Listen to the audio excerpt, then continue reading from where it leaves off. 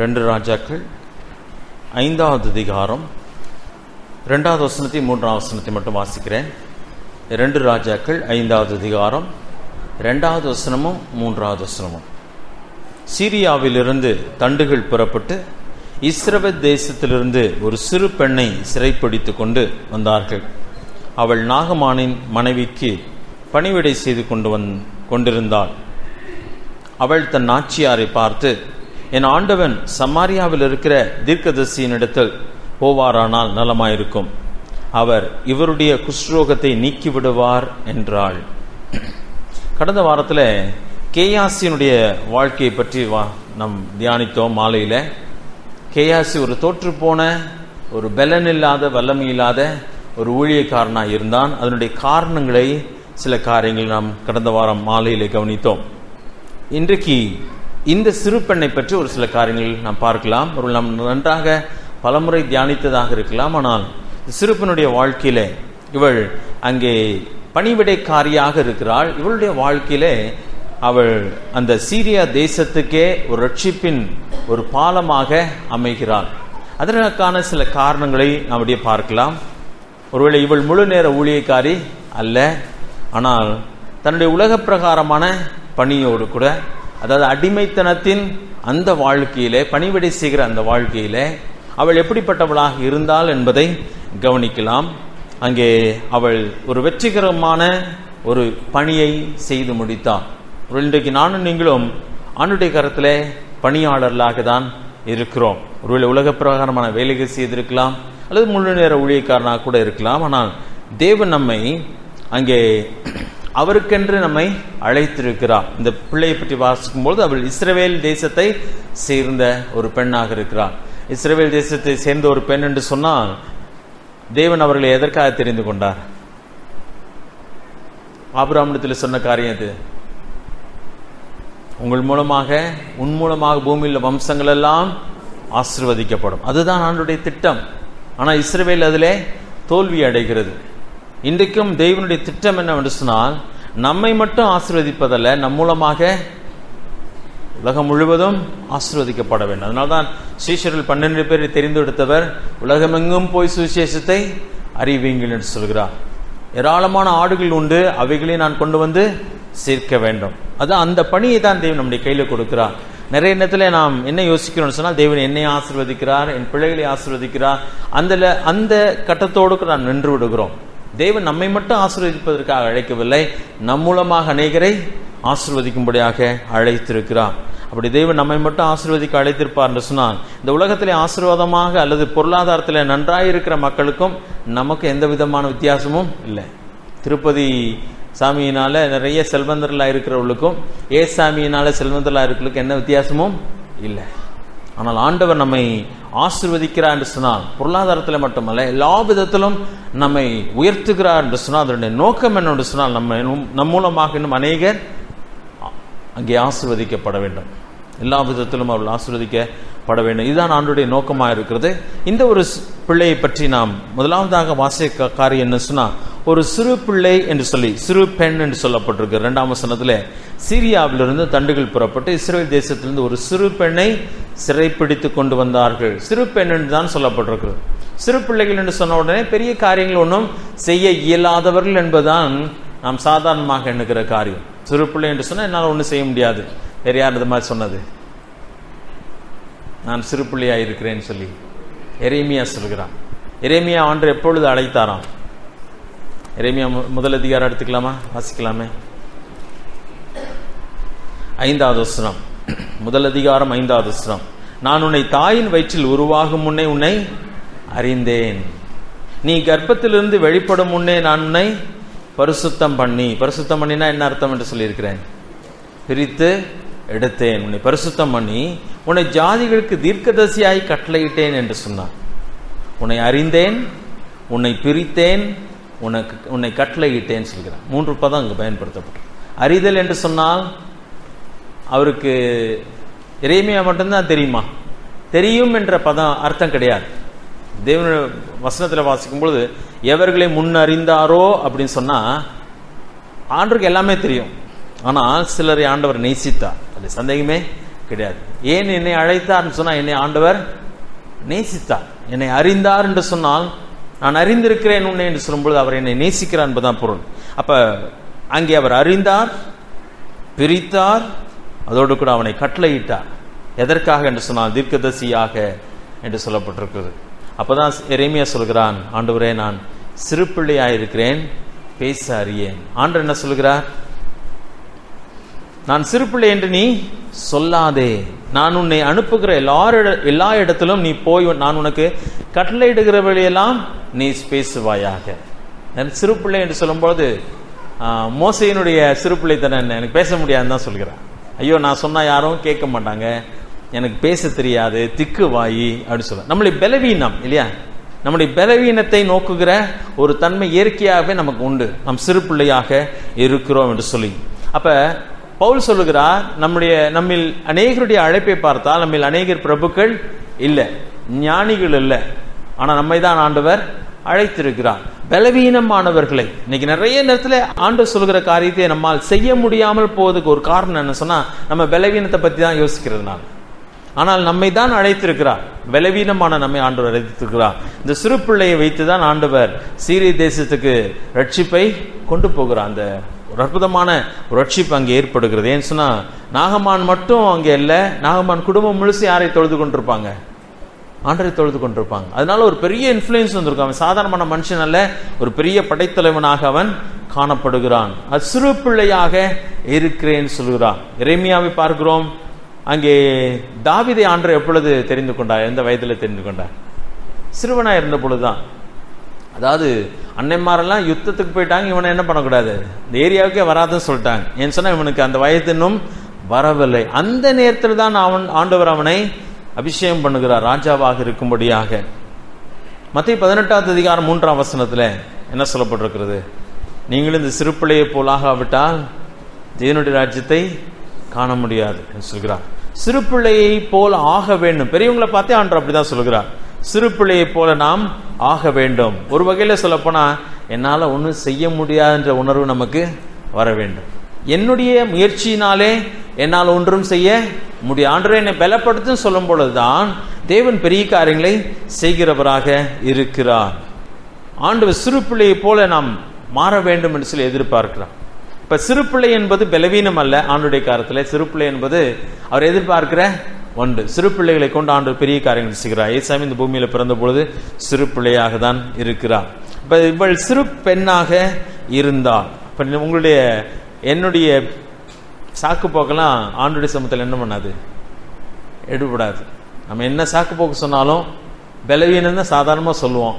ஆனால் பலவீனம் தான் ஆண்டுக்கு என்ன வேணும் வேண்டும். அவர் அதை தான் எடுத்து என்ன பண்ணுகிறார், பயன்படுத்துகிறவராக இருக்கிறார். இரண்டாவது காரியம் இந்த பகுதியில் பார்க்கும்பொழுது, இவள் அடிமை பெண்ணாக போகிறார். சிறைப்பிடித்து கொண்டு வந்து வைத்திருந்தார்கள். சிறைப்பிடிக்கப்பட்டவள் அடிமை பெண்ணாக இருக்கிறாள். ஆனால் ஆண்டவர் இவளை வைத்துதான் அந்த இடத்துல பெரிய காரியத்தை செய்கிறார். அப்ப சிறைப்பிடிக்கப்பட்ட ஒரு பெண், அடிமை பெண், இன்றைக்கு கூட அது அப்படிப்பட்ட ஒரு நிலைமை கிடையாது, ஆனால் அன்றைக்கு இருந்தது. சிறைப்பிடிக்கப்பட்ட பெண்ணுடைய வார்த்தையை அவர்கள் கேட்பார்களான்னு சொன்னா கேட்க வாய்ப்பே கிடையாது. ஆனால் ஆண்டவர் அவளுடைய காரியத்தை தான் பயன்படுத்துகிறார். காரணம், அவள் அங்கே பேசுகிறார், தைரியமாய் பேசுகிறார். மோசே சொல்லும் பொழுது, மோசே அங்கே பார்வோனுடைய வீட்டிலே வளர்ந்தவன். இஸ்ரேல் ஜனங்கள் அவனை என்ன பண்ண மாட்டாங்க, ஏற்றுக்கொள்ள மாட்டாங்க, என் பேச்சை நம்ப மாட்டாங்கன்னு சொல்லுகிறான். அப்ப அதிகமாக நிறைய நேரத்தில் நம்ம அடுத்து சொல்லுகிற ஒரு காரியம், எனக்கு பேச தெரியாதுன்னு சொல்லுகிறோம். அடுத்து என்ன சொல்லுவோம், நான் சொன்னா அவங்க எடுக்காது, அவங்களுக்கு எடுக்காதுன்னு சொல்லுவோம். ஆனால் இங்கே அந்த பெண்ணை பார்க்கும் பொழுது அவள் பேசுகிறாள். பேசினதுனால தான் இவ்வளவு பெரிய ஒரு விளைவு ஏற்படுகிறதாக இருக்கிறது. அடிமை தேசத்துல செயல்பட்ட மனிதர்கள் தான் ரொம்ப அற்புதமான காரியங்கள் செஞ்சிருக்காங்க. யோசேப்பு எங்க பேசினான், அந்நிய தேசத்துல தான். அவன் அடிமையா இருந்த பொழுதுதான் பேசினான். அவன் பேசினதுனால எவ்வளவு பெரிய மாற்றங்கள் ஏற்பட்டது. அவன் அந்த இடத்துல அமைதலாக இருந்திருப்பான் சொன்னால் தேவனுடைய நாம மகிமைப்பட்டிருக்க வாய்ப்பே கிடையாது. தானியேல் எந்த இடத்துல பேசினான், பாபிலோனிலே பேசினான். அங்க அவன் பேசினதுனாலே பெரிய மாற்றங்களை ஆண்டவர் கொண்டு வருகிறவராக இருக்கிறார். உண்மையான ஒரு காரியம், தேவன் பெரிய காரியங்களை செய்கிறவராக இருக்கிறார். நாம் பேச வேண்டும். நம்ம பேசுறதை கேட்க மாட்டாங்கன்னு சொல்லி நினைக்கிறோம். ஆனால் ஆண்டவர் சொல்கிறார், நான் அதற்காக உன்னை வைத்திருக்கிறேன் சொல்கிறார். நான் பேச வேண்டும். பேசும்பொழுது தேவன் பெரிய காரியங்களை செய்கிறவராக இருக்கிறார். முடியாது என்பது கிடையாது. தேவன் அங்கே பலவீனமான, அதாவது அடிமை பெண்ணாய் இருந்தவளை சிறு பிள்ளையை வைத்து ஆண்டவர் பெரிய காரியத்தை செய்கிறவராக இருக்கிறார். மூன்றாவது காரியம் வரும்போது சொன்னால், இவள் பணிவிடை செய்கிறவளாகவும் இருந்தார். ஒன்று, அவள் அங்கே சிறு பிள்ளையாக இருந்தால் அது அவளுக்கு தடையாக இருக்கவில்லை. அதோடு கூட அவள் பேசுகிறவளாக இருக்கிறாள். ஆண்டுக்கா நானும் நீங்கள் வாயை திறக்க வேண்டும். மூன்றாவதாய் பார்க்கும் பொழுது பணிவிடை செய்கிறவளாக இருந்தாள். அவள் உலக பிரகாரமான வேலை தான், அடிமையின் வேலை தான் செய்கிறாள். 2ஆம் வசன கடைசியில் பார்த்தீங்கன்னா, அவள் நாகமானின் மனைவிக்கு பணிவிடை செய்து கொண்டிருந்தாள். எப்படி செஞ்சிருப்பான்னு நினைக்கிறீங்க? நான் நினைக்கிறேன் நல்லா தான் செஞ்சிருப்பாள். உண்மையா வேலை பார்த்திருப்பாள். நல்ல வேலை பார்த்ததுனால தான் அவள் பேசுகிறதை அந்த எஜமாட்டி கேட்கிறாள். அங்கே அதனால தான் ஒரு பெரிய விளைவும் ஏற்படுகிறது. யோசேப்பை பார்க்கும் பொழுது ஏன் அவன் வீட்டில் பெரிய விளைவு ஏற்பட்டது? நல்ல வேலை செய்தான், அருமையான வேலைக்காரன். அவன் தொடுறதெல்லாம் ஆசீர்வாதமாக இருந்துச்சு. ஆனால் தான் இவனால் எல்லாம் செய்வான்னு சொல்லி முழு பொறுப்பை ஆண்டவர் அந்த எஜமான அவன் கையில் கொடுக்கிறான்.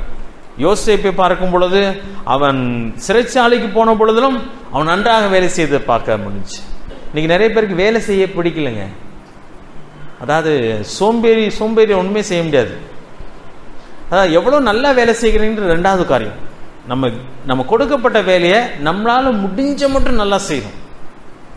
அதாவது வேதாந்தத்தை பொறுத்தவரையில் கர்த்தருக்கென்றதை செய்யுங்கள். எங்க செஞ்சாலும், உலக பிரகாரமான வேலை செஞ்சாலுமே, எந்த வேலையை உங்களுக்கு கொடுத்தாலுமே அதை எப்படி செய்யணும்? நீங்க ஆண்டருக்காக ஒரு ஊழியத்தை செஞ்சா எப்படி செய்வீங்களோ அதே மாதிரி தான் செய்யணும். ஏன்னா உங்க கையில கொடுத்தது யாரு தான்? ஆண்டர் தான் அந்த வேலையை கொடுத்துக்கிறார். அதை மட்டும் மேக்சிமம் நல்லா செய்யணும். செய்யறதுக்கு பலன் கேட்டால் நிச்சயம் பலன் தருவார். அப்படி நம்ம செய்யும் பொழுது தேவன் பெரிய காரியங்களை செய்கிறார். அந்த இடத்துல யோசேப்புடைய வாழ்க்கை அது நமக்கு நன்றாய் தெரியும், எடுத்து வாசிக்க வேண்டிய அவசியம் இல்லை. ஆனால் அவன் செய்தபடினாலே முழு பொறுப்புகள் அவன் கையிலே வருகிறது. தேவன் அந்த இடத்துல அவனை உயர்த்துகிறவராக இருக்கிறான். அவன் போகிற இடமெல்லாம் அவன் நன்றாக வேலை செய்கிறதை பார்க்கிறோம். அற்புதமான ஒரு காரியம். தானியேல் எப்படி வேலை செய்தான்? தானியேலுக்கு எப்படிப்பட்ட பொறுப்புகள் கொடுக்கப்பட்டது? மிக உயர்ந்த நிலைமைக்கு அவன் வருகிறான். அவனும் உண்மையாக வேலை செய்கிறதை பார்க்கிறோம். அவன் மேல ஏதாவது குற்றம் கண்டுபிடிக்க முடிஞ்சா? குற்றம் கண்டுபிடிக்க முடியல. அதனால குற்றம் கண்டுபிடிக்க முடியாதனால தான் தெய்வ குற்றம் உண்டாவதற்காக இப்படிப்பட்ட சூழ்ச்சிகளை செய்கிறார். தெய்வத்தை வணங்குகிற காரியத்தில் அவனை குற்றம் பிடிக்க வேண்டும் என்று சொல்லி புது சட்டத்தை ஏற்றி அவனை குற்றம் பிடிக்கிறான். அதுலேயும் அவங்களால ஜெயிக்க முடியவில்லை. நானும் நீங்கள் வேலை செய்கிற இடத்துல மட்டும் உண்மை இல்லவனா இருந்தோன்னா உங்கள் வார்த்தைக்கு எப்படி இருக்குன்னு நினைக்கிறீங்க? வல்லமை நிச்சயமா நீங்க சொல்றதை கேட்பாங்க. திட்டலாம், நீ மட்டும் ஏன் அப்படியெல்லாம் வேலை பார்க்குறேன்னு சொல்லி. ஆனால் நான் பேசுகிற வார்த்தைக்கு அங்கே வல்லமை உண்டு. அப்ப உண்மையாக வேலை செய்கிற ஒரு பிள்ளையாக இந்த பிள்ளையை அந்த இடத்துல வாசிக்கிறோம். அதனால்தான் அவளை தேவன் அங்கே எடுத்து பயன்படுத்த முடிந்தது. இன்றைக்கு நம்மிடத்தில் தேவன் எதிர்பார்க்கிற காரியம் இந்த உண்மையை தான் எதிர்பார்க்கிறான். அந்த பவுல் தீமோத்தேயுல சொல்லும் பொழுது, நான் உண்மையுள்ளவன் எண்ணி தேவன் என் கரத்தில் அந்த ஊழியத்தை கொடுத்துருக்கேன். நல்லா செய்வேன், நான் உண்மையா செய்வேன்னு சொல்லி தேவன் நம்பிதான் கொடுத்துருக்கிறார். அப்ப நம்மிடத்தில் எதிர்பார்க்கிறது என்ன? உண்மையை தான் எதிர்பார்க்கிறான். நல்லா செய்யணும் சொல்லி 5 தாளந்தை கொடுத்தா, ஒருவனுக்கு 2 தாளந்தை கொடுத்தா, ஒருவனுக்கு 1 தாளந்தை கொடுத்தா, என்ன எதிர்பார்த்தா? உண்மையும் உத்தவம் உள்ள ஊழியக்காரனே. அந்த உண்மையை தான் அவரிடத்துல, அந்த வேலைக்காரத்தில் எதிர்பார்க்கிறார். தேவன் இன்றைக்கு நம்மிடத்தில் அதுதான் எதிர்பார்க்கிறவராக இருக்கிறார். அடுத்த காரியத்துக்கு போகலாம். அங்கே 2வது வசனம் 3வது வசனத்திலே வரும் பொழுது, அவள் தன் நாச்சியாரை பார்த்து, என் ஆண்டவன் சமாரியாவில் இருக்கிற தீர்க்கதரிசனத்தில் போவாரானால் நலமாயிருக்கும், அவர் இவருடைய குஷ்ரோகத்தை நீக்கி விடுவார் என்று சொல்கிறார். அவளே ஒரு அடிமை பெண் தான். அவளுக்கே எவ்வளவு வேதனைகள் இருந்திருக்கும். சொந்த நாட்டை விட்டுட்டு, அம்மா அப்பாவை விட்டுட்டு, குடும்பத்தை விட்டுட்டு அந்நிய தேசத்தில் அடிமையாக இருக்கிறாள். எவ்வளவோ வேதனைக்குள்ளே வாழ்ந்தாலும் கூட ஒருவேளை தன்னுடைய அடிமைத்தனத்துக்கு காரணமான அந்த மக்களுடைய வேதனையை காணக்கூடியவளாக இருந்தாள். போன வாரத்தில் நம்ம பார்த்த இந்த கேயாசினுடைய வாழ்க்கையில் பார்த்தீங்கன்னா எது அவனுக்கு இல்லாமல் இருந்துச்சு? இப்படிப்பட்ட பார்வை அவனுக்கு இல்லை. அந்த சுனேமியானுடைய வேதனையை புரிந்து கொள்ளக்கூடிய பார்வை அவனுக்கு இல்லை. இன்னைக்கு அதை பார்க்க வேண்டாம். இன்னைக்கு நம்ம வேலையே நம்மளை பத்தியே தான் யோசிச்சுக்கிட்டு இருந்தோம்னா, நம்ம பிள்ளைகளை பத்தியே தான் யோசிச்சுட்டு இருந்தோம்னா, தேவனுக்காக நம்மளால ஒண்ணுமே செய்ய முடியாது. ஒருவேளை இந்த இடத்துல பார்த்தீங்கன்னா யோசேப்பும் யாருக்காக வேலை செஞ்சான்னு நினைக்கிறீங்க? தான் அடிமையாக இருக்கிற அந்த இடத்துல தான் வேலை செஞ்சான். தன்னை சிறுமைப்படுத்தி தன்னை அடிமையா, ஒருவேளை கொஞ்ச நாள் கழிச்சு தான் யோசேப்புக்கு என்ன கிடைச்சிச்சு? உயர்வு கிடைச்சிச்சு. அது இவன் தொடர்ந்து உண்மையாக வேலை செய்யறதுனால. ஆரம்பம் அவனுக்கு எப்படி இருந்திருக்குன்னு நினைக்கிறீங்க? மிதிச்சிருப்பாங்க. அவனை எல்லா அடிமையும் ட்ரீட் பண்ற மாதிரி தான் அவனையும் ட்ரீட் பண்ணியிருப்பாங்க. அவனுக்கு அவமானம் தான் கிடைச்சிருக்கும். விலைக்கு வாங்கப்பட்டவன், மிருகத்தை போல தான் நடத்தப்பட்டிருப்பான். ஆனால் அவன் எப்படி வேலை செய்தான்? உண்மையாக இருக்கிறான். அப்ப அங்கே அந்த அந்த இடத்துல என்ன தேவையோ அதை நாம் நிறைவேற்றுகிற மக்களா இருக்கணும். அந்த எஜமானுக்கு தான் விருத்தி, அந்த அவனுடைய செல்வம் விருத்தி ஆவதற்கு ஏதுவாக அவன் வேலை செய்கிறான். அப்ப இங்கே பார்க்கும் பொழுது அவள் உண்மையான வேலை செய்தது மட்டுமல்ல, அந்த வீட்டினுடைய தேவையை உணர்ந்து செயல்படுகிறான். அந்த வீட்டின் உண்மையான தேவை என்ன? அந்த மனுஷன் குஷ்ரோகியாக இருக்கிறான். அந்த வீட்டினுடைய மனுஷன், அவன் பெரிய படைத்தலைவன், சீரிய ராஜாவின் படைத்தலைவன். அவனுக்கு நிறைய பவர் இருந்துச்சு, வல்லமை கொடுக்க அதிகாரம் இருந்தது. ஆனால் அவனோ மகா பயங்கரமான குஷ்ரோகியாக இருக்கிறான். அப்ப அந்த அந்த குடும்பத்தினுடைய நலனை கருதுகிற ஒரு பிள்ளையாக, அதை காணக்கூடிய பிள்ளையாக அவள் காணப்படுகிறாள். இன்றைக்கு சில நேரத்தில் என்ன தெரியுமா, இங்க சம்பளம் வாங்கிட்டே அரசாங்கத்திலிருந்து சம்பளம் வாங்கிட்டே இவ்வளவு வேலை செஞ்சா போதும்னு நினைக்கிறாங்க. அது ஒரு முதலாளி கீழே வேலை பார்த்தா நம்ம வேலை செஞ்சு இவன் என்ன பார்க்குறான், பணக்காரன் ஆகிறானே அப்படின்னு நினைக்கிறாங்க. இப்போ இவன் நல்லா இருக்கக்கூடாதுன்றதுக்காக கவுத்து விடுற தொழிலாளிகள்லாம் இருக்கிறாங்க. இன்னைக்கு அதான் இந்த உலகத்தில் சாதாரணமாக பார்க்கிறோம். அவன் நல்லா இருக்கக்கூடாது, அவனை எப்படியா கவுத்தி விட்டுருவோம், நம்ம உழைச்சி அவன் எதுக்கு பணக்காரன் ஆகணும்னு நினைக்கிறாங்க. ஆனால் இங்கே தேவனுடைய பிள்ளைகளை பார்த்தீங்கன்னா, தன்னை அடிமைப்படுத்தி தன்னை சிறுமைப்படுத்தி வைத்திருக்கிற அந்த இடத்துல அந்த குடும்பத்தினுடைய அந்த ராஜ்யத்தினுடைய நலனை கருதுகிற மக்கள் இருக்கணுமா, இருக்க வேணாமா? இருக்கு. இயேசு கிறிஸ்து யாருக்காக ஜெபம் பண்ணினான்னு நினைக்கிறீங்க? கையில் ஆணி அடிக்கிற மக்களுக்காக தான் ஜெபம் பண்ணினான். தன்னை சிறுமைப்படுத்தினவர்களை, தன்னுடைய கன்னத்திலே அறைந்தவர்களுடைய நலனுக்காக ஜெபம் பண்ணுகிறார். இன்றைக்கு இந்த தேசம் நம்மை வெறுத்தாலும் கூட இந்த தேசத்துக்காக நம்ம என்ன பண்ணோம்? ஜெபம் பண்ணோம். ஒருவேளை நமக்கு அப்படிப்பட்ட சூழ்நிலை இல்லை.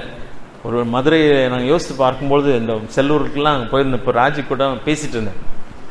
அங்கே திருப்பூர் பக்கத்துலேருந்து தான் வந்த பிரதர்ஸ் எல்லாம் பார்த்துட்டு, ஐயோ எங்கள் ஊரில் இப்படி போய் நின்னாலே அடித்து வரட்டி போகிறாங்க, நிற்கவே முடியல. மதுரை ரொம்ப சந்தோஷப்படணும், ஆண்டுக்கு நன்றி செலுத்தணும், நல்ல திறந்த வாசலை கொடுத்துருக்காரு.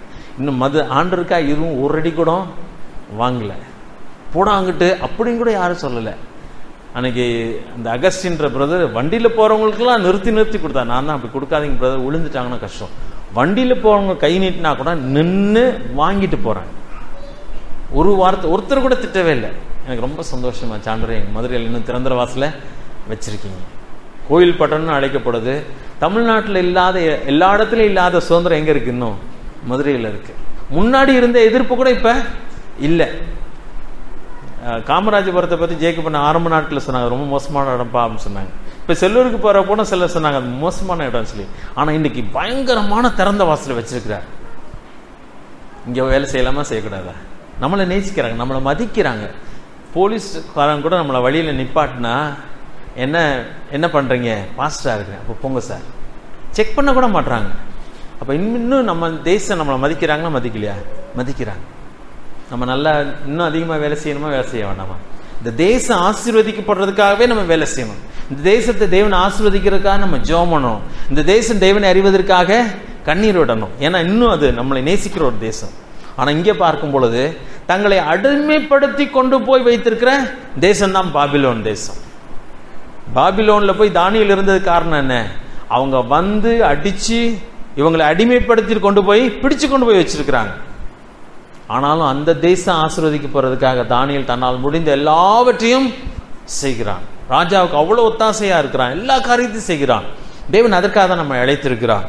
அதாவது அங்கே நாம் இருக்கிற இடத்தினுடைய தேவையை காணக்கூடிய இருதயம் நமக்கு வேண்டும். நம்மை சுற்றி வாழுகிற மக்களுடைய தேவையை காணக்கூடிய இருதயம் நமக்கு வேண்டும். நம்ம வீட்டை பத்தி நினைக்கிறதுக்கே நமக்கு நேரம் பத்தலைன்னு சொன்னா நிச்சயம் மற்றவர்களை நாம் காண முடியாது. சுயப்பெருதான் ஜாஸ்தி இருந்துச்சுன்னு வச்சுக்கோங்க, நம்ம ஆண்டவருடைய ஊழியத்தை செய்ய முடியாது. ஆண்டவர் மற்றவர்களை பார்த்துதான் மனதுருகினாரை ஒழிய கையில் ஆணி அடிக்கும் பொழுது கூட அவர் என்னன்னு, ஐயோ இவங்க தெரியாம செய்யறாங்களே, இவங்களுக்கு என்ன வந்துடக்கூடாது, தண்டனை வரக்கூடாது. அதே காரியத்தை தான் ஸ்தேவான் சொல்கிறான், ஆண்டவரே இவர்கள் மேல அந்த தீர்ப்பை, அவங்க மேல அந்த பழியை போட வேண்டாம், அறியாம செய்யறாங்க சொல்ல. அப்ப சுய பரிதாபம் இல்ல, மற்றவர் மேலே பரிதாபப்படுகிற அந்த காரியம். இந்த பிள்ளை, சிறு பிள்ளையினுடைய வாழ்க்கையில பார்க்கும் பொழுது தன்னை குறித்து பரிதாபப்படுகிறவளாக இல்லாமல் தான் வேலை செய்கிற அந்த இடத்தினுடைய தேவையை காணக்கூடிய இருதயம், இரக்கமுள்ள ஒரு இருதயத்தை அவளுடைய வாழ்க்கையில பார்க்கணும். அதனால தான் ஆண்டவர் அவளை பயன்படுத்த முடிந்தது. அதுக்கப்புறம் இன்னொரு காரியத்தை பார்க்கும் பொழுது 3ஆம் வசனம் கடைசியில பார்ப்போம் என்று சொன்னால், அவர் சொல்கிறார், தீர்க்கதரிசனத்தில் போங்க, சமாரியாவில் இருக்கிறார், அப்படி போனா நலமா இருக்கும், அவர் இவருடைய குஷ்ரோகத்தை நீக்கி விடுவார். நீக்கலாம் அப்படி சொல்லல, என்ன சொல்கிறார், நீக்கி விடுவார். சின்ன பிள்ளைதான், ஆனா தெளிவா சொல்றா, ஒரு தீர்க்கதரிசி இருக்கிறார், அதோட அவர் என்ன பண்ணுவார், நீக்கி விடுவார். நான் இதை படிச்சுட்டு இருக்கப்ப இந்த பிள்ளைக்கு எப்படி தெரியும் தெரியல. லூக்கா 4வது அதிகாரத்தில் பாருங்களேன். லூக்கா 4வது அதிகாரம். ஏற்கனவே குஷ்ரோகி சுகப்படுத்துறது இந்த பிள்ளை பார்த்திருப்பாளோ, ஆனா இயேசு கிறிஸ்து என்ன சொல்கிறார் என்பதை பாருங்க. லூக்கா 4வது அதிகாரம் 27ஆம் வசனத்துல, அல்லாமலும் எலியா தீர்க்கதரிசியின் காலத்துல இஸ்ரவேலர்களுக்குள்ளே அநேக குஷ்ரோகிகள் இருந்தார்கள். ஆயினும் சீரியா தேசத்தானாகிய நாகமானை அல்லாமல் அவர்களில் வேறொருவனும் சுத்தமாக்கப்படவில்லை என்று சத்தியத்தின்படி உங்களுக்கு சொல்லுகிறேன். அப்ப நாகமான தவிர எலியா வேற எந்த குஷ்ரோகியும் சுகப்படுத்தவே இல்லை. எலிசா சுகமாக்கவே இல்லை. அப்ப இந்த பொண்ணுக்கு எப்படி தெரியும் எனக்கு தெரியல.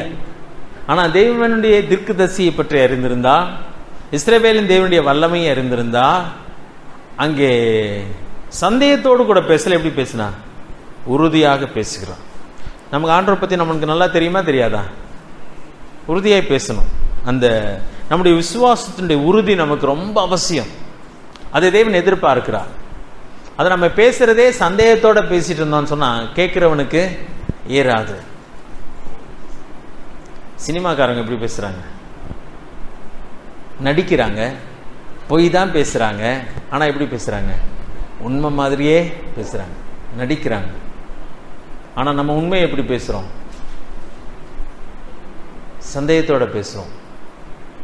அதனால் யோவான் அதை சொல்லும் பொழுது தன் நிருபத்தில் சொல்கிறான், நாங்கள் ஆதியில் இருந்ததும், நாங்கள் கண்டதும், நாங்கள் கேட்டதும், நாங்கள் நோக்கி பார்த்ததும், எங்கள் கைகளினால் தொட்டதுமாயிருக்கிற ஜீவ வார்த்தை உங்களுக்கு அறிவிக்கிறோம். உறுதியாக சொல்றார்.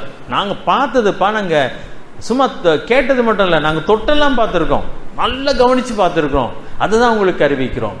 அதனால தான் நம்ம வாழ்க்கையில அனுபவிக்க வேண்டியது ரொம்ப கடமை, முக்கியமான ஒரு காரியம். இன்னைக்கு இங்க நோட்ஸ் எடுக்கிறீங்க, ஒருவேளை அதே போய் இன்னொரு இடத்துல ஒப்பிச்சிடலாமா? இல்லை, அதை உங்களுடையதான் நீங்க என்ன மாற்றணும். அதை அப்படியே அது உங்களுடையதான் மாறிடுச்சுன்னா நீங்க எப்படி சொல்லலாம், உறுதியா சொல்லலாமா, சொல்ல முடியாதா? ஏதாவது தப்பு விட்டா நீங்க உங்களுடையதான் மாத்தலன்னு வச்சுக்கோங்களேன். நீங்க செய்தி எடுக்கும் போது ஏதாவது தப்பு விட்டுட்டீங்கன்னா அவங்க கேட்பாங்க என்னன்னு, ஐயோ எங்க பாஸ்டர் அப்படி தாங்க எடுத்தாரு, எனக்கு தெரியலன்னு சொல்லணும். அப்படி வருமா, வராதா? வந்துடும். ஆனா நீங்களே அதை ஜீரணிச்சிட்டீங்கன்னா, அது உங்களுடையதா மாறிடுச்சுன்னா நீங்க எப்படி பேசலாம், உங்களுடையதா பேசலாம், அழகா சொல்லலாம், உறுதி இருக்கும் அந்த இடத்துல. அதனால தான் ஆண்டவரை நீங்க அனுபவிக்கும் பொழுதுதான் உங்களுக்கு அந்த கான்ஃபிடன்ஸ் கிடைக்கும். எங்க ஆண்டவர் எனக்கு தெரியுங்க, நான் சும்மா படிச்சு வந்து பேசல, நான் அனுபவிச்சிருக்கிறேன், என் வாழ்க்கையில எனக்கு அவரை தெரியும் சொல்லி அந்த உறுதி அப்பதான் வரும். இந்த சிறு பிள்ளைக்கு அது இருக்குது. எனக்கு ரொம்ப ஆச்சரியமா இருந்தது. இந்த சிறு பிள்ளை சந்தேகத்தோடு கூட பேசாமல், நீங்க போனா நல்லா இருக்கும், அவர் என்ன பண்ணுவார், அவருடைய குஷ்ரோகத்தை நீக்கி விடுவார் சொல்றார். தானியேல் 1வது அதிகாரத்தை பாருங்க. தானியேல் 1வது அதிகாரத்துல தானியேல் அங்கே இந்த ராஜாவின் போஜனத்தினால் தங்களை தீட்டுப்படுத்த கூடாது என்று சொல்லிட்டு அவங்கள்ட்ட கேட்கிறாங்க. கேட்கும் பொழுது அப்ப அவங்க சொல்லுகிற காரியம் 12ஆம் வசனமும் இந்த பிரதானிட்ட கேட்கிறாங்க.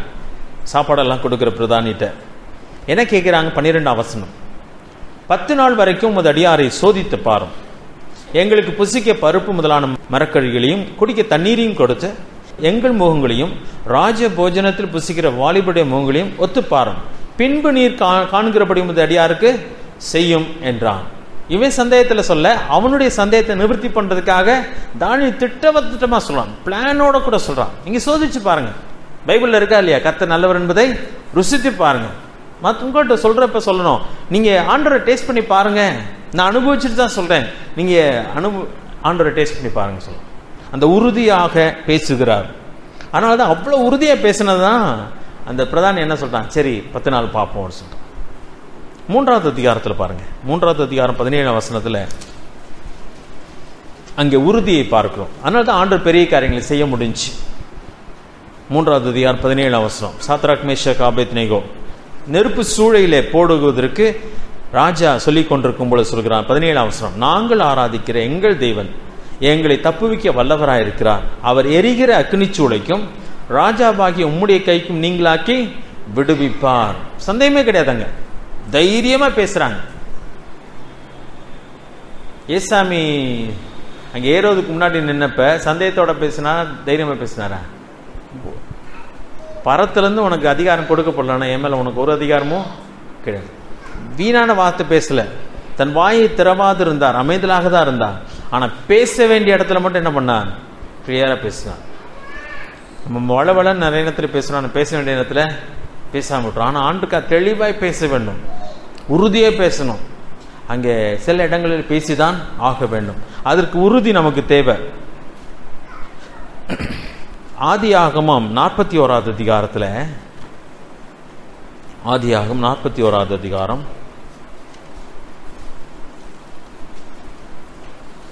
16வது வசனத்தை வாசிக்கிறேன். இப்போ யோசேப்பு பார்வோனுக்கு முன்னாடி போய் நிற்கிறான் சிறைச்சாலையிலிருந்து. அவனுடைய வார்த்தைகளை கவனிச்சிங்கன்னா, அதாவது அவன் சூழ்நிலையும் கொஞ்சம் கற்பனை பண்ணி பார்க்கணும்.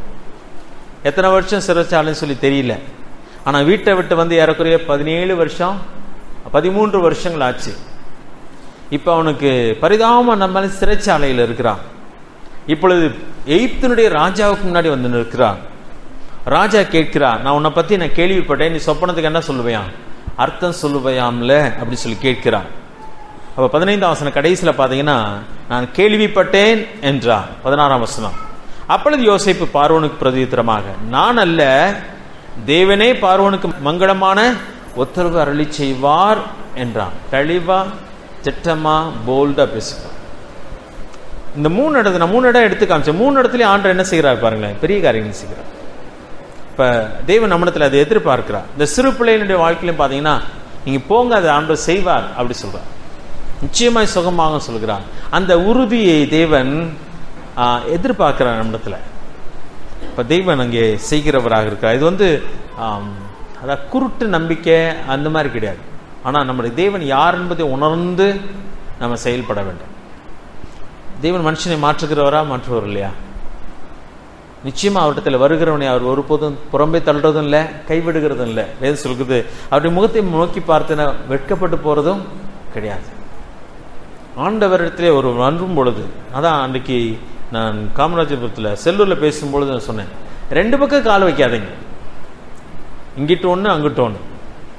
அதாவது சர்ச்சுக்குள்ள வரப்ப நல்ல கிறிஸ்தவனா இருக்கிறது, வெளியே போனோடனே ரெட்ட வாழ்க்கை வாழ்றது. நிச்சயமா சொல்றேன், அவங்க கவுந்துருவாங்க, அவங்களுக்கு ஒண்ணுமே இல்லாம போயிடும். பரிதாபமானது. இருமனம் உள்ளவன் எதை ஆண்டுட்டு பெற முடியாதுன்னு சொல்லி யாக்கோபு சொல்கிறார். அதாவது குந்தி குந்தி நடப்பீர்கள் சொல்ற, குந்தி குந்தி நடக்கிற காரியம்னா நடக்க கூட முடியல, நொண்டி நொண்டி நடக்கிற மாதிரி கிறிஸ்தவ வாழ்க்கையில பரிதாபமான நிலைமையா இருக்கும். அதை மட்டும் நம்ம வாழ்க்கையில வைக்க வேணாம். தேவன் நம்முடைய வாழ்க்கையில பெரிய காரியம் செய்யணும், உறுதியா நில்லுங்க, ஆண்டு நிச்சயம் பெரிய காரியத்தை செய்வார். அதுல சந்தேகமே கிடையாது. இதுவரைக்கும் தேவன் தான் அழைத்த பிள்ளைகளை அவமானப்படுத்தினது கிடையாது.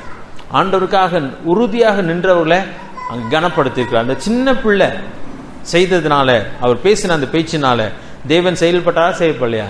செயல்படுகிறார். ராஜாவுக்கு கூட தெரியாத அந்த காரியம் அங்கே இருக்கிறது.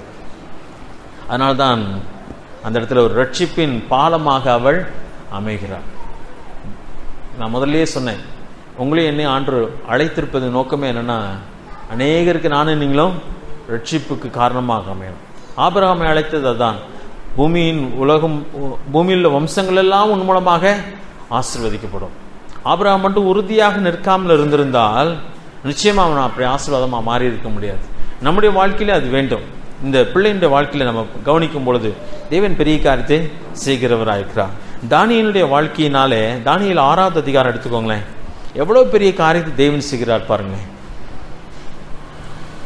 யோசேப்பு சொல்லும் பொழுது, நான் எகிப்துக்கு என்னவா ஜீவரட்சணியம் கொண்டு வந்த சொல், அந்த எகிப்து முழுவதும் காக்கப்படுவதற்கு அவன் காரணமாக அமைகிறான்.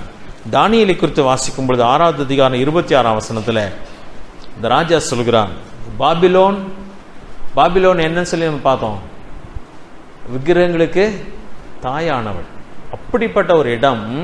அந்த இடத்துல இருந்த பிள்ளைகள் தேவனை மகிமைப்படுத்தினதுனால 26ஆம் வசனத்துல ராஜா சொல்கிறான், என் ராஜ்யத்தின் ஆளுகைக்குள் எங்கும் உள்ளவர்கள் யாவரும் தானியேலின் தேவனுக்கு முன்பாக நடுங்கி பயப்பட வேண்டும் என்று என்னாலே தீர்மானிக்கப்படுகிறது. அவர் ஜீவனுள்ள தேவன், அவர் என்றென்றைக்கும் நிலைத்திருக்கிறவர், அவருடைய ராஜ்யம் அழியாது, அவருடைய கர்த்தத்துவம் முடிவு பரியந்தம் நிற்கும். யார் சொன்னது? தானியேல் சொல்லல. யார் சொன்னது? ராஜா சொல்றார். இதனுடைய காரணம் என்ன சொன்னா, தானியேலுடைய வாழ்க்கை அந்த இடத்துல.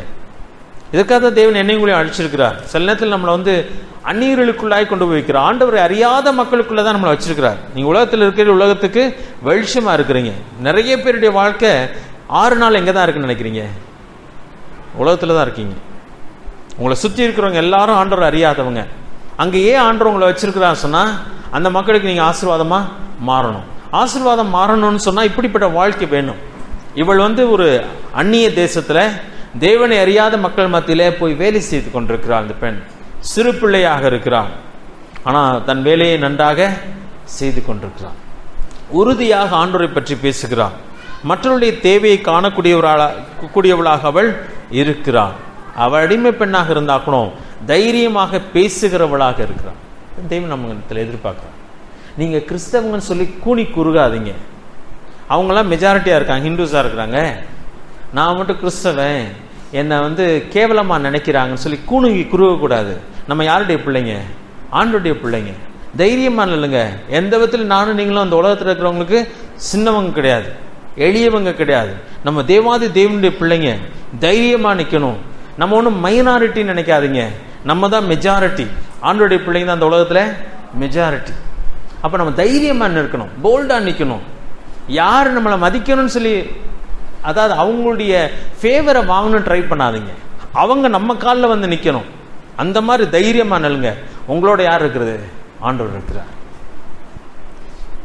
நான் அடிக்கடி சொல்லுகிற காரியம், ஆபிரகாம் கூடாரத்தில் தான் வாசம் பண்ணனா. ஆனா அந்த பகுதி மக்கள் அவனை பார்த்து என்ன சொன்னாங்க? ஏற்கனவே நான் எடுத்து காண்பிச்சிருக்கிறேன். நீங்க மகா பிரபுன்னு சொன்னாங்க. எங்கள் மத்தியிலே வாசம் பண்ணுகிற மகா பிரபு. ஆனா அவனுக்கு ஒரு பீஸ், ஒரு நிலம் கூட இல்லை. அவன் மனைவிய அடக்கம் பண்றதுக்கு இடம் இல்லாம விலை கொடுத்து வாங்கிக்கிட்டு இருக்கான், ஒரு கொகை வேணுமேன்னு சொல்லி.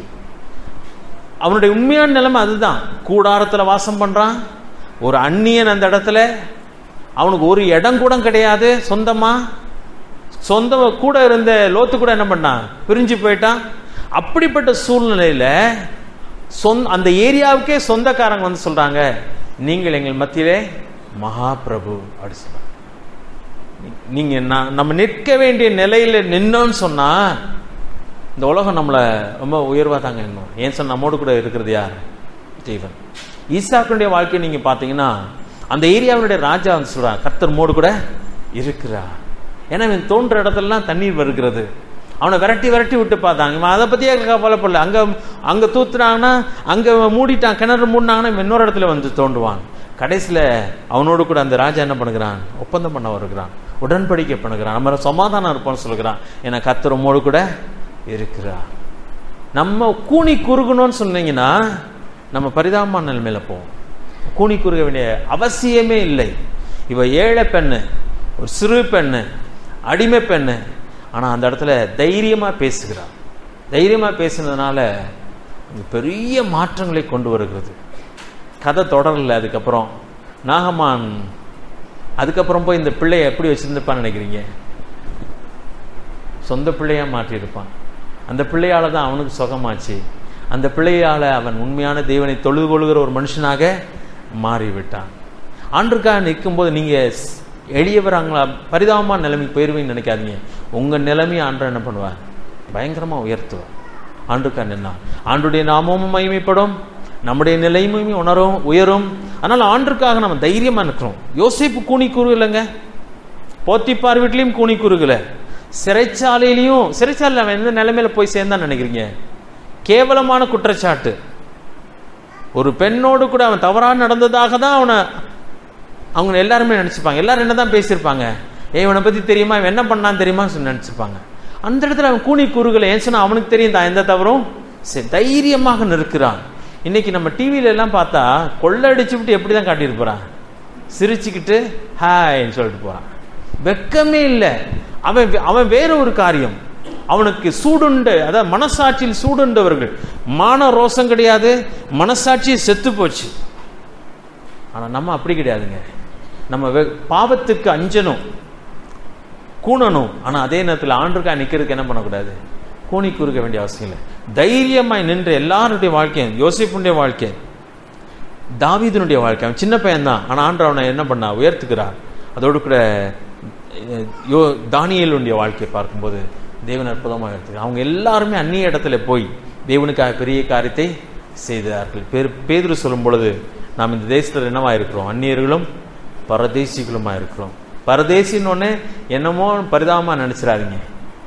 இந்த தேசம் நமக்கு இப்போதைக்கு சொந்தம் இல்லை. ஆனா எதை தான் ஆழ போறோம், இதை நம்ம ஆழ போறோங்க ஆண்டரோடு கூட சேர்ந்து. நம்ம ராஜாக்களும் ஆசாரியர்களுமாய் தெரிந்து கொள்ளப்பட்டவர்கள். இந்த மாதிரி விசுவாசத்துல தான் நம்ம உறுதியா நிற்கணும். நம்ம ஒன்றும் கேவலமான மக்கள்லாம் கிடையாது. கேவலமான நிலைமையில தான் தூக்கி எடுத்தார், ஆனா என்னவா மாற்றி இருக்கிறார், அவரோடு கூட நம்மை அமரச்சிக்கிறது இருக்கிறார். குமாரனோடு கூட உடன் சுந்தரலாய் மாற்றிருக்கிறார். இப்படிப்பட்ட காரியத்தில் நாம ரொம்ப சந்தோஷப்படணும், அதுல உறுதியா நிற்கணும். இவ இஸ்ரவேல் பெண்ன்றதுனால ஒரு வகையில தோற்று போன தேசம் தான். ஆனால் இவையா தேவனுடைய பிள்ளை, தன் தேவனை பற்றி உறுதியா இருக்கிறான், தன் நிலையில வெட்கப்படவில்லை. அவங்க நல்ல வேலை செய்கிறா, அதே நேரத்தில் சந்தோஷமா இருக்கிற ஒரு பெண்ணாக தான் இருந்திருக்க வேண்டும். தேவன் நம்ம எதற்காக தான் அழைச்சிருக்கிறார். அதனால நானும் நீங்களும் ஆண்டுடைய கருத்தலை பயன்படுகிற கருவியா இருக்கணும். இந்த உலகத்தில் உங்களை எந்த நிலையில வச்சிருந்தாலும் சரி, என்னவாக வச்சிருந்தாலும், எங்கே வைத்திருந்தாலும் நம் ஆண்டுக்காக செயல்பட்டு ஆக வேண்டும். நாம் அப்படி செயல்படுகிறதுனாலே அநேகருக்கு ரட்சிப்பின் பாலமாக அமைகிறோம். ஆனால் நம்முடைய வாழ்க்கை ஆசீர்வதிக்கப்படும், அநேகர் ஆசீர்வதிப்படுவார். ஜெபம் பண்ணுவோமா? கண்களை மூடலாம்.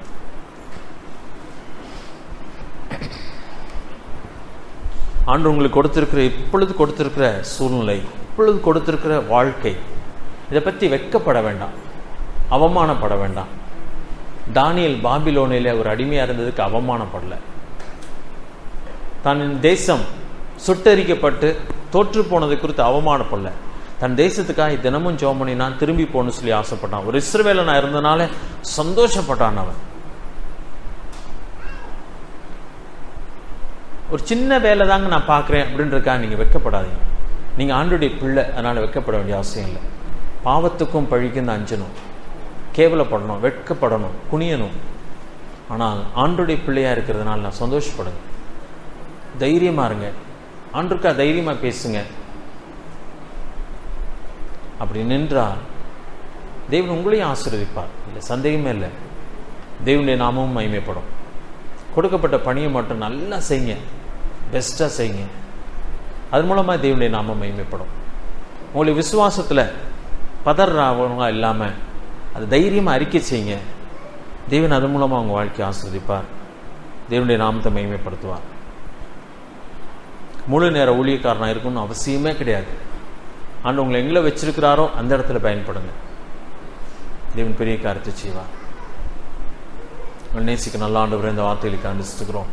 சிறு பெண்ணுடைய வாழ்க்கையிலேருந்து நாங்கள் அநேக காரியங்கள் கற்றுக்கொள்ள கிருபை கொடுத்திருக்கிறீர். அந்த பிள்ளைக்கு எழுதப்பட்ட வேதாகம் கிடையாது, அவளுடைய பின்னணி கூட சொல்லப்படவில்லை, அவளுடைய பெயர் கூட சொல்லப்படவில்லை.